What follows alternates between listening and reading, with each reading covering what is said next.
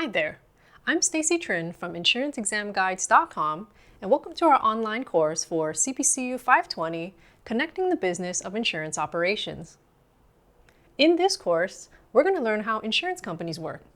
More specifically, we'll go over each function or department, such as claims, underwriting, marketing, and so forth, in great detail, and we'll also discuss some of the business challenges that are unique to the insurance industry.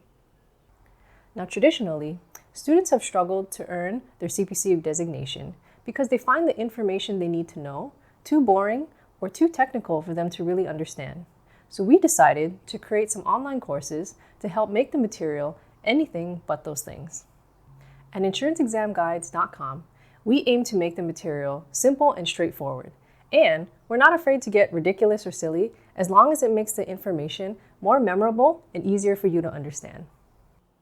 We just want you to succeed. So we've packed our course with a whole bunch of content, including online video lectures, a streaming audio-only option in case you prefer to just listen on the go.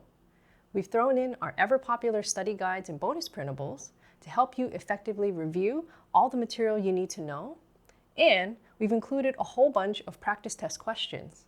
That way, you have everything you need to effectively prepare for your test.